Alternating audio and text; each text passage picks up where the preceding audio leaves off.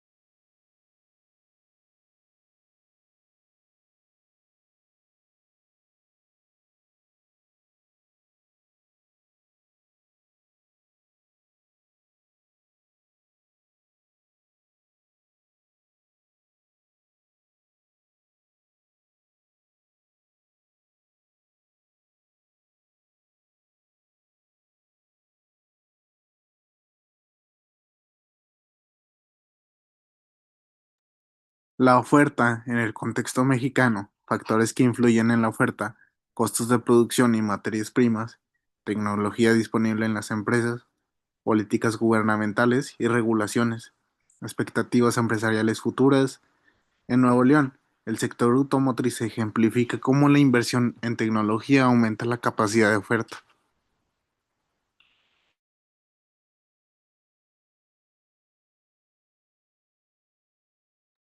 La oferta se refiere a la cantidad de bienes y servicios que los productores están dispuestos a vender a diferentes precios.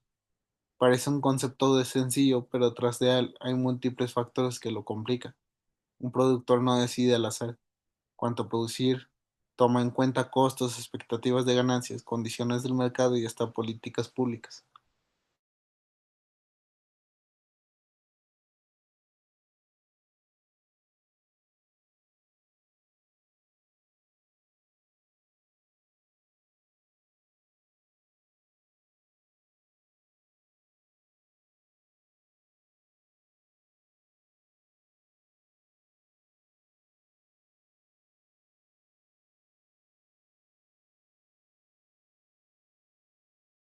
En México, la oferta agrícola, por ejemplo, está determinada por condiciones climáticas, disponibilidad de agua y acceso a financiamiento. Si un año hay sequía, la oferta del maíz se reduce y eso repercute a todo el país.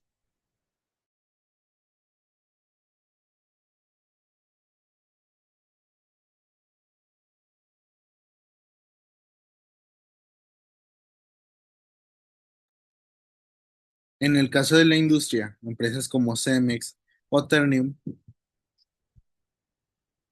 deciden su nivel de oferta según la demanda de la construcción o de la industria automotriz.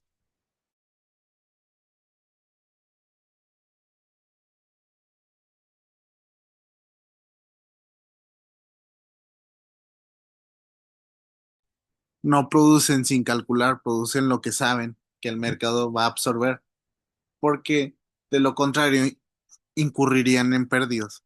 ¿Qué creen que pasa con un productor de naranjas en Montemorelos?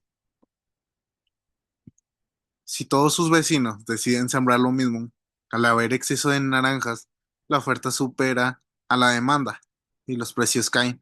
Eso obliga a buscar estrategias de diferenciación o diversificación. La oferta también depende de la tecnología en Nuevo León. Muchas empresas han aumentado su capacidad de producción gracias a maquinaria más eficiente o a procesos automatizados. Esa inversión se traduce en más bienes en el mercado a menor costo. Otro factor de la intervención del Estado, programas de subsidios, créditos o estímulos fiscales pueden incentivar a los productores a aumentar su oferta. Por ejemplo, cuando se da apoyo para la compra de semillas mejoradas, se impulsa una mayor producción de cultivos. En la oferta también pasa la competencia internacional. Cuando México importa productos más baratos, los productores locales deben decidir si reducen precios, innovan o abandonan el mercado. En conclusión, la oferta en México es el resultado de una combinación de factores naturales, tecnológicos, económicos y políticos y entenderla nos permite anticipar cómo se moverán los precios y las oportunidades de negocio.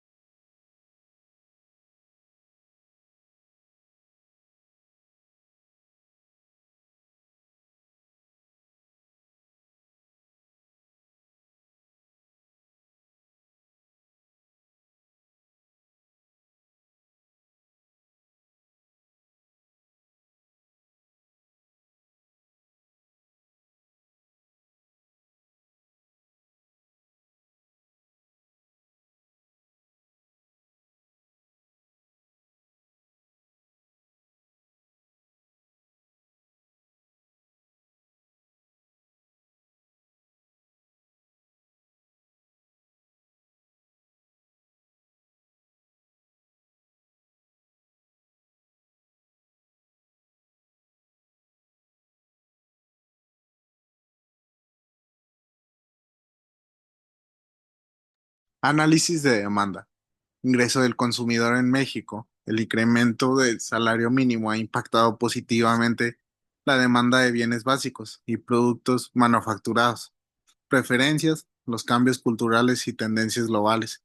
Modifican los patrones de consumo en mercados locales. Población, Nuevo León experimenta crecimiento demográfico que amplía la base de consumidores potenciales.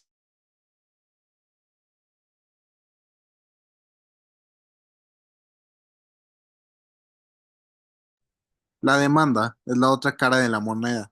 Se refiere a la cantidad de bienes y servicios que los consumidores están dispuestos a comprar a diferentes precios. A diferencia de la oferta, la demanda está más ligada a los gustos, necesidades y al poder adquisitivo de las personas. Un ejemplo sencillo es la demanda de refrescos en México, que es altísima comparada a otros países. ¿Por qué? Porque culturalmente los consumimos mucho y porque su precio es relativamente accesible. La demanda aquí no se refleja una necesidad, sino un hábito. En el caso del Nuevo León, la demanda de autos nuevos ha crecido en los últimos años, en parte porque el ingreso promedio en el estado es mayor que en otras regiones, y en parte porque la industria automotriz tiene una fuerte presencia en la comunidad local. ¿Ustedes qué creen? ¿Que influye más en la demanda el precio a la moda? Ambos influyen. Por ejemplo, la demanda de teléfonos inteligentes no solo depende de que bajen de precio, sino también de la innovación y de la publicidad que crea deseo en los consumidores. La demanda también puede variar según la temporada. En diciembre, la demanda de juguetes sube, en verano la de aire acondicionado. Esto muestra que la demanda no es fija, sino dinámica. Otro factor clave es el ingreso. En épocas de crisis, la demanda de bienes de lujos cae, mientras que lo de los productos básicos se mantiene. Por eso decimos que algunos bienes son elásticos, cambia mucho su consumo según el precio o el ingreso, y otros inelásticos, que se consumen igual aunque suba el precio como el pan o la leche. En el análisis, la demanda también entra al comportamiento colectivo. Si todos empiezan a comprar papel higiénico por miedo a la escasez, como pasó en la pandemia, la demanda se dispara aunque no sea una necesidad real inmediata. En conclusión, la demanda es la suma de nuestras decisiones como consumidores, refleja tanto factores económicos como sociales, culturales y psicológicos. El caso práctico, mercado cervecero. El mercado cervecero en México es un excelente ejemplo para entender cómo funcionan ofertas y demanda. México es uno de los principales productores y exportadores de cerveza en el mundo, pero también uno de los mayores consumidores. La oferta en este mercado está dominada por grandes empresas como Grupo Modelo, Heineken, Heineken, que en Monterrey tiene una gran de sus plantas más importantes. Estas empresas controlan grande parte de la producción y distribución. La demanda es altísima porque la cerveza es una bebida muy aceptada culturalmente y su consumo se mantiene constantemente durante todo el año, con picos en temporadas de color o en eventos deportivos. ¿Qué creen que pasaría si por alguna razón subieran demasiado los impuestos a la cerveza? Seguramente el precio aumentaría y la demanda bajaría, pero no desaparecería porque es un producto con gran arraigo social. En términos de exportación, la cerveza mexicana tiene gran demanda en Estados Unidos y Europa, lo que hace que este mercado no dependa solo del consumo interno. Esa diversificación le da estabilidad a la industria. En el caso cervecero, también muestra cómo la publicidad influye en la demanda. Las campañas asociadas a fiestas, deportes y convivencia refuerzan el consumo como parte de la cultura. Otro aspecto interesante es la competencia entre marcas premium y marcas económicas. Aquí vemos cómo los distintos segmentos de la demanda permiten que convivan cervezas caras y baratas en el mismo mercado. En conclusión, el mercado cervecero refleja cómo la interacción entre oferta, demanda, impuestos, publicidad y cultura define el precio y el consumo de un producto.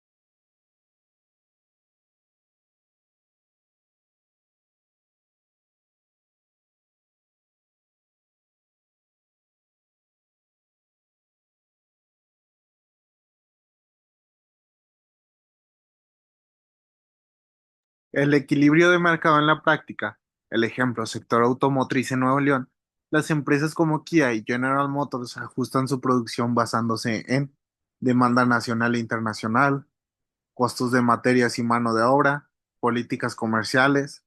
El punto de equilibrio determina cuántos vehículos producir para maximizar beneficios sin generar excedentes costos.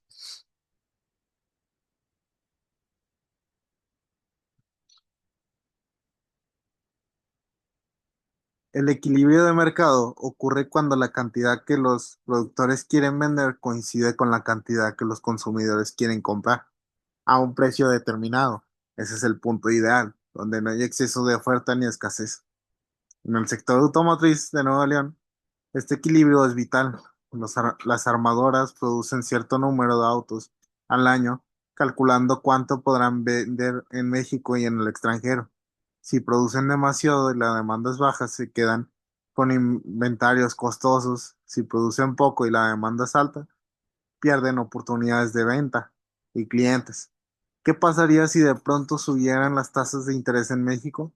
El crédito automotriz se encarecería, la demanda de autos caería y la empresa tendrían que ajustar su producción para no generar exceso de oferta.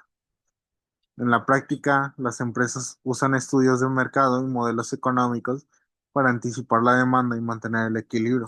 Lo interesante es que en este equilibrio no es estático, cambia constantemente según el precio de la gasolina, las preferencias del consumidor y la situación económica. Un ejemplo claro fue la pandemia. La demanda de autos cayó drásticamente y las empresas tuvieron que parar líneas de producción para evitar pérdidas mayores. En conclusión, el equilibrio de mercado es un ideal que las empresas buscan mantener, pero en la práctica es un objetivo móvil que depende de múltiples factores.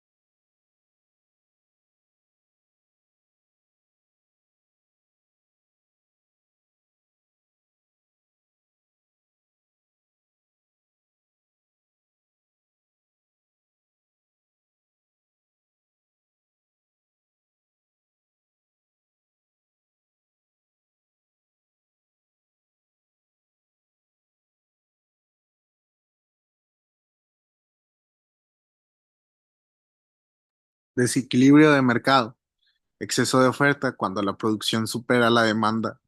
Los precios tienden a bajar. Ejemplo, sobreproducción de aguacate en México durante el 2022. Exceso de demanda cuando la demanda,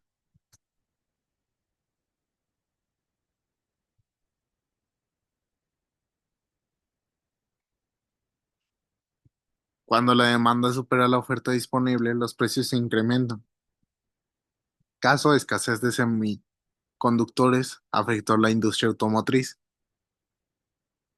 Cuando hablamos de economía, solo pensar en orden, en gráficas que se cruzan en un punto perfecto donde oferta y demanda se equilibran, pero la realidad rara vez funciona así. El mercado no es un mecanismo perfecto, ni mucho menos exacto.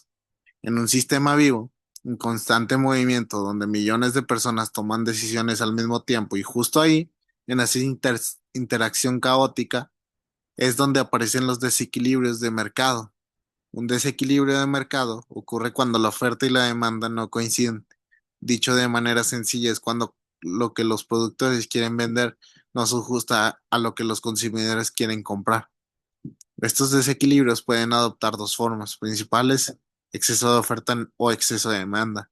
Primero, el exceso de oferta. Imaginemos que una empresa de refrescos produce millones de botellas porque cree que habrá un gran demanda en verano, pero al llegar la temporada, resulta que la gente prefiere agua mineral o jugos.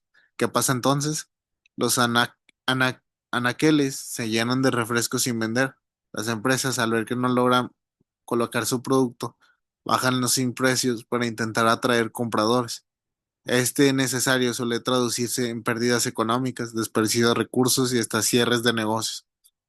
Un ejemplo local lo vemos en el sector inmobiliario de Nuevo León. Se construyen torres de departamentos de lujos pensando que habrá compradores suficientes, pero al final la demanda real está en vivienda de interés social. El resultado: edificios vacíos, precios que bajan y constructores presionados por vender lo que el mercado no quiere en este momento. En contraste, está el exceso de demanda. Aquí la situación es la opuesta. Hay poca oferta y demasiados compradores deseando el mismo producto. Cuando esto sucede, los precios tienden a subir porque los consumidores están dispuestos a pagar más con tal de obtener lo que necesitan. Recordemos lo que pasó en México durante la pandemia. Los cubrebocas, el gel antibacterial y ciertos medicamentos se volvieron escasos. La alta demanda y la limita oferta dispararon los precios en las farmacias. Era común ver a la gente comprando de más, generando desabasto, mientras otros aprovechaban para especular y revender a precios mucho más altos. Ese es un ejemplo claro de exceso de demanda y de cómo afecta directamente la vida cotidiana de millones de personas. Sin embargo, si estos desequilibrios se prolongan demasiado, el impacto suele ser negativo. Los consumidores sufren para que enfrenten precios altos o escasez, mientras que los productores pueden perder dinero si no logran vender su inventario. Además, los desequilibrios generan ineficiencias, recursos mal utilizados, desperdicio y, en muchos casos, frustración tanto del lado de la oferta como de la demanda. Lo interesante de todo es que los desequilibrios del mercado son una especie de recordatorio. La economía no es perfecta. No podemos pensar que siempre habrá un punto exacto de desequilibrio donde todos estén contentos. La realidad es que los mercados se ajustan de manera dinámica, con periodos de abundancia y escasez, con caídas y aumentos de precio.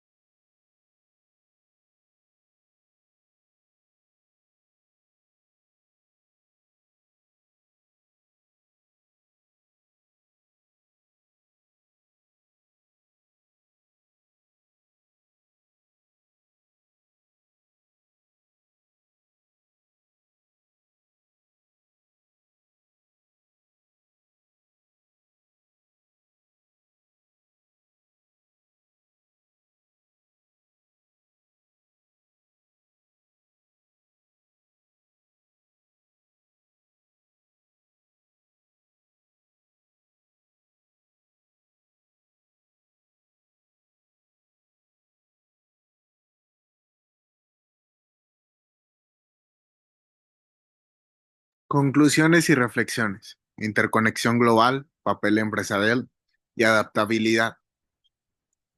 Al analizar los temas de oferta, demanda, equilibrio y desequilibrios, llegamos a una conclusión central. El mercado no es un esquema estático, ni un dibujo fijo. En una hoja, el mercado es un sistema vivo, en movimientos constantes, impulsando por millones de decisiones individuales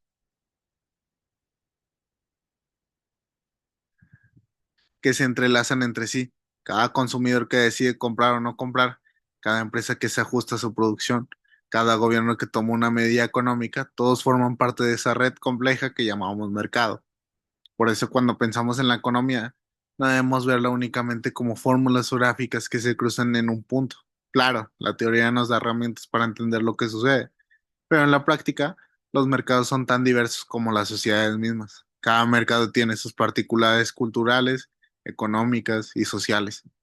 Lo que funciona en un país puede no funcionar en el otro. Lo que sucede en un sector no necesariamente refleja lo que pasa en todos los demás. Un ejemplo, entre los mercados de Nuevo León pensamos en dos sectores muy distintos, el cervecero y el automotriz. Ambos son pilares de la economía local, pero funcionan bajo lógicas diferentes. El mercado cervecero se mueve mucho por tradición, consumo social y cultura, mientras que el mercado automotriz depende más de cadenas globales de suministro, innovación, tecnología y demanda internacional. Sin embargo, los dos reflejan la misma verdad. Ningún mercado opera en aislamiento.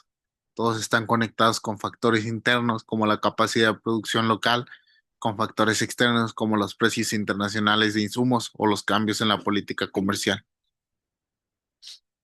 La conclusión general es que en la economía no debe ser vista como una ciencia lejana, sino como una herramienta de uso cotidiano. Nos ayuda a entender cómo se toman las decisiones bajo condiciones de escasez, cómo esas decisiones al enfrentarse en el mercado generan ajustes constantes. Por eso, como futuros profesionistas, el reto no es memorizar definiciones ni fórmulas, sino desarrollar pensamiento crítico. En conclusión, la economía general nos enseña que el equilibrio no es un punto fijo al que se llega y se termina, sino un proceso dinámico de ajustes continuos. Comprender esto no solo nos convierte en mejores estudiantes, sino también mejores ciudadanos y profesionistas. Y esa es, sin duda, una de las lecciones más importantes que podemos llevarnos de este análisis.